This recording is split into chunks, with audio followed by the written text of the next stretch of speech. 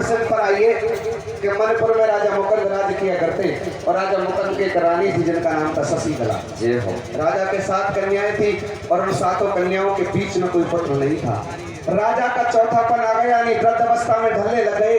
तो एक दिन रानी शशिकला राजा से कहने लगी, महाराज हमें बुढ़ापा आ गया और अब तक हमें कोई पुत्र नहीं हुआ, बिना पुत्र के मनपुर की गादी निर्वंश जा रही है।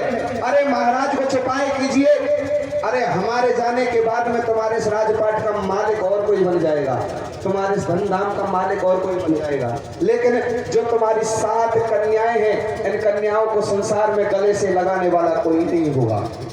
ऐसी बात को सुनकर राजा मुकुंद रानी से कहने लगा, रानी इस बात का मुझे भी बहुत दुख है कि अब तक हमारे कोई पुत्र नहीं, लेकिन जब भगवान ने हमारी किस्मत में पुत्र ही नहीं लिखा होगा, अब ना तो उसमें तुम्हारा कुछ बन पाएगा ना मेरा पेट जा सकता है। तो सज्जनों ऐसी बात को सुनकर रानी शशिकला रोने लग जाती है।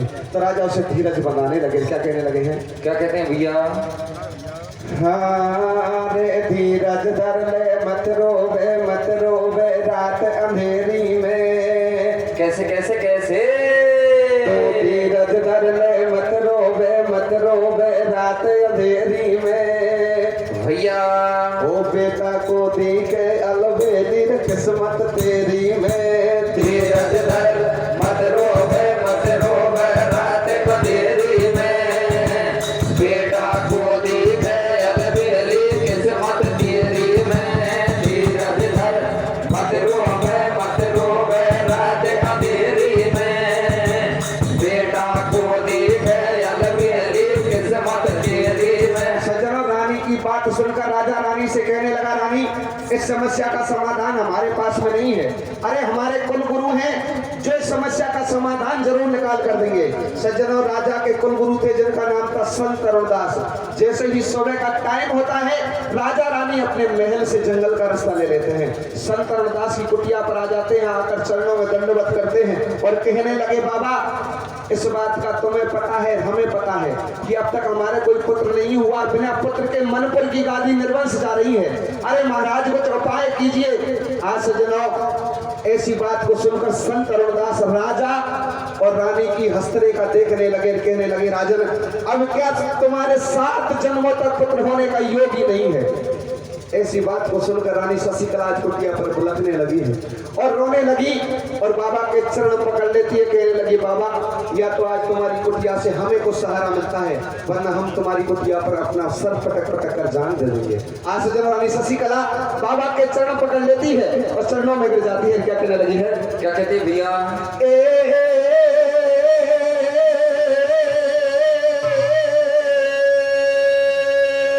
कैसे? हमारी गोद भैया वो आंगनियों योडे योडे खावे। कैसे? वो मारी छाती का कैसे? मारी छाती का ओडेरे नौलो टूके।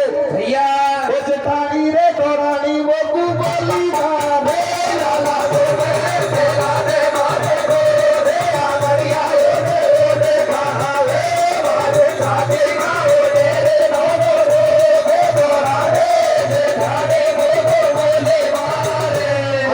संत के चरणों में गिर जाती है और रोती रोती आज सज्जनों आज वो रोती रोती वो रानी संत के चरणों में गिर कर क्या कहने लगी है? क्या कहते हैं भैया?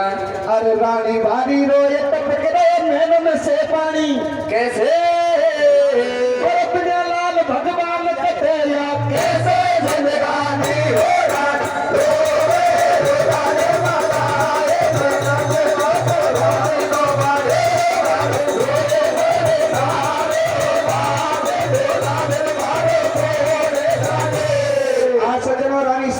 बिलखने लगी, रोने लगी। तो संत अरुणदास को दया आ गई, कहने लगी, रानी मैं उस विधि के विधान को तो नहीं बदल सकता, लेकिन तुम्हें एक वरदान देता हूँ। तुम्हारे एक पुत्र होगा और उस पुत्र की आयु सिर्फ 15 साल की होगी। आपस में राजा रानी बातचीत करने लगे कि अपने पुत्र तो 15 साल तो ठीक है, सही है। ऐसे वरदान को लेकर राजा रानी महल में आ जाते हैं और कुछ दिन के बाद में होता क्या है? क्या होता भैया? हरे भूप को बचन गुरु ने दियो, नार के गर्भ पेट में दियो। वो राजी हो रहे राजा रानी, किस्मत खड़ा दुनिया में जागी कि रानी मारो जन्म सफल हो जाएगो या राजपाट को रखवालो अब कहते रहे हो जाएगो।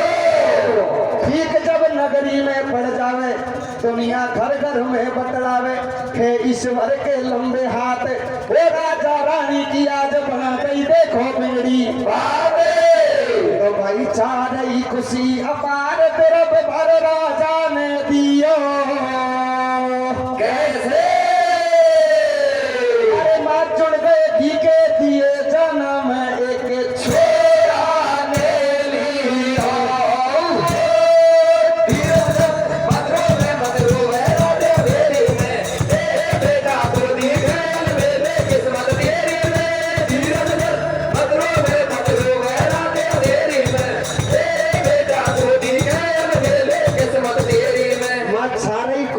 अपार तरफ बारो राजा ने दियो और मत जुड़ गए घी के दिए जन्म एक छोरा ने लियो। सज्जनों संत रविदास की कृपा से अरे राजा के पुत्र का जन्म होता है और राजा दूर दूर से पंडित ज्योतिषी बुलवा कर उस बच्चे का नामकरण करवाते हैं और उस बच्चे का नाम रखते हैं एक नंदन। सज्जनों धीरे धीरे समय निकलता जाता है, एक नंदन धीरे धीरे जवान होने लगा। तो एक दिन रानी शशिकला कहने लगी महाराज हमें हमारे पुत्र की शादी कर लेनी चाहिए, क्या पता इसके अंश से हमारा वंश आगे बढ़ जाए। तो एक भद्रा नाम की कन्या से एक नंदन की सगाई करते। होता क्या है, क्या होता भैया? हरे एक दिन महलन के दरमियान हो रानी करवा लगी बखान भैया बात समझ आई आवे तुम करो पुत्र को भाव बलम या की उम्र बीती जावे। बात राजा को जच गई भाई करी नंदन की तुरंत सगाई कर लिए बता लिए फेरा और कछु दिना के बाद भूप जब कर कर रोवे वो लाडी हो गई आती जाती थोड़े कर्म लगे नहीं भोटिया के संग करी गद्दारी ओ बके सासू ससुरे भेरी हो गए कर गई रांड बेचारे तो यहाँ समय निकल तो जाए भोटिया को नहीं कोई ठीक कैसे धीरे धीरे अरे कमारे को काले आए नजदीक हो धीरे मत रोवे राधे तेरी में ए बेटा को दी गयल मेले किस्मत तेरी में धीरे मत रोवे राधे तेरी में ए बेटा को दी गयल मेले किस्मत तेरी में। अरे या समय निकल तो जाए भोटिया को नहीं कोई ठीक और धीरे धीरे अरे कमर को काल आए नजदीक। सज्जनों जैसे एक नंदन की सोच पर शादी की थी कि इसके अंश से हमारा वंश आगे बढ़ जाए, ऐसा कुछ नहीं हुआ। और सज्जनों धीरे धीरे एक नंदन की उम्र पूरी होती जा रही है, सिर्फ एक रात बाकी है। आज राजा रानी महल में विचार करने लगे कि हमने इस दुख में एक प्राणी को और शामिल कर लिया। तो सज्जनों जैसे ही एक नंदन की उम्र पूरी होती है और आज होने क्या लगा है, क्या होता भैया? अब हो सुबह पर बात गजब को टूट पड़े बोला कैसे वो बाकी उम्र पूरी हुई है पुत्र को छोड़ गयो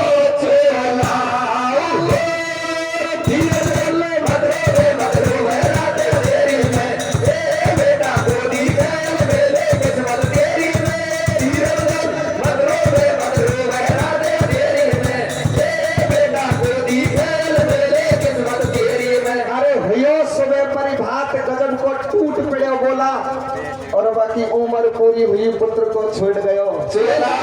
सज्जनों जैसे ही आज सूर्य उदय हुआ एक नंदन की उम्र पूरी हो जाती है, एक नंदन के प्राण पखेरु उड़ जाते हैं। और सज्जनों एक नंदन की उम्र पूरी होती है तो सारे नगर में हाहाकार मच गया।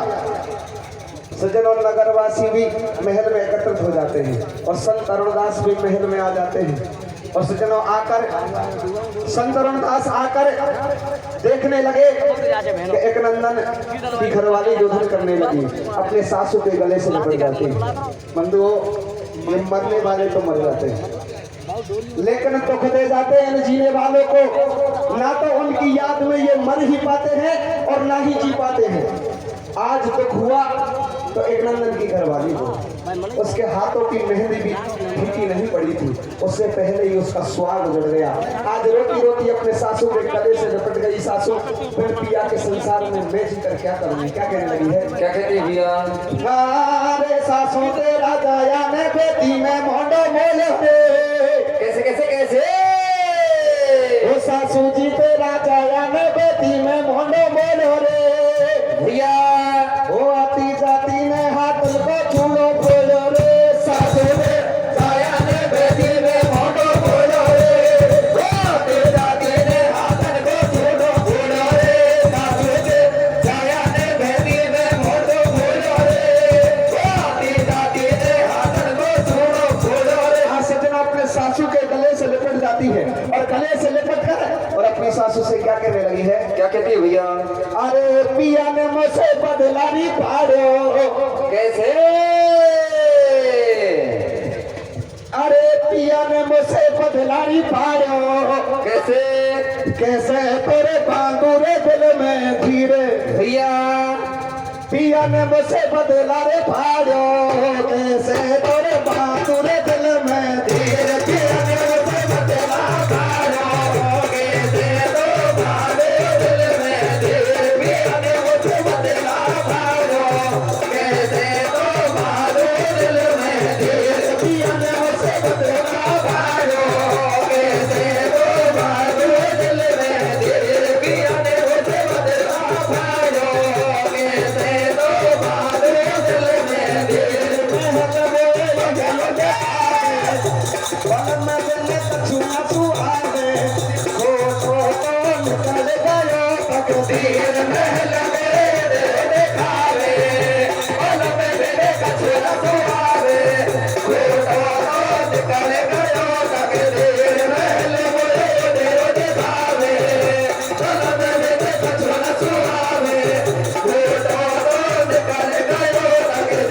फूट गया चूड़ा चूड़ा फूट गया सुंदर लेरो हो गयो रे घोर अंधेरो। कैसे तोरे बांगुरे दिल में तीर फेर गयो चोरो मेरो, हो गयो घोर अंधेरो, कैसे तो बारे दिल में तीर फेर गयो चोरो मेरो, हो गयो घोर अंधेरो, कैसे तो बारे दिल में तीर। नसीरे नहीं मेरी बड़ी छूट गई मेरी रे बहती डोला ले गई ये तो सब की तीर बेटियों नहीं मेरी मेरे, छोड़ गई मेरी मेरी, दुलारे गई गजब की। तीर बेटियों नहीं मेरी मेरी, छोड़ गई मेरी मेरी, दुलारे गई गजब की। तो बाकी सातों बहना रोए आज कहाँ गयो छोड़ भैया। कैसे?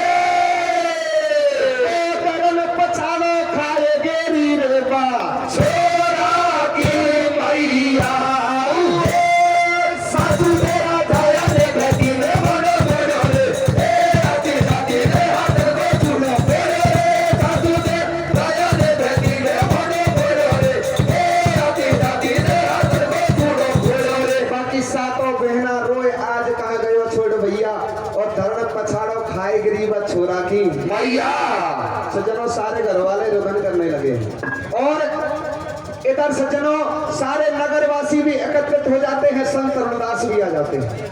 बंधुओं संत रविदास को देखकर सारे घर वाले संत रविदास के चरणों में गिर गए। कहने लगे बाबा चाम सब घर का को मारने लेकिन हमारा छोरा जिंदा कर गए। संत रविदास हंसने लगे और कहने लगे राजन तुम्हें सारा ज्ञान होते हुए भी अज्ञान मत बनो। परमात्मा ने सृष्टि को रचाया था, उस दिन सब कुछ इंसान के लिए दे दिया लेकिन कुछ चीजें अपने पास में रख ली। तुलसीदास ने रामायण में भी लिखा है कि राजा दशरथ की पार्थिव देह पड़ी हुई थी। भरत जी विलाप कर रहे थे और भरत जी अपने गुरुजी से कहने लगे गुरुजी इस ब्रह्मांड में ऐसी कौन सी शक्ति है जिसके कारण मेरे पिताजी पुनः जीवित हो जाए। तो यहाँ भरत जी को मुनिवर ने समझाया है और तुलसीदास ने रामायण में लिखा है कि सुनई भरत भावई प्रबल और बिलख कहे मुनिनाथ ये हान लाभ जीवन मरण जस्यप जस विदे। ये तो भगवान के पास में इसमें किसी का कोई पेच नहीं जा सकता। लेकिन सारे घर वाले कटार लेकर खड़े हो गए, कहते बाबा छोरा को जिंदो कर दे, सारे घर वाले आत्महत्या करके मर जाएंगे। कहने लगे भाई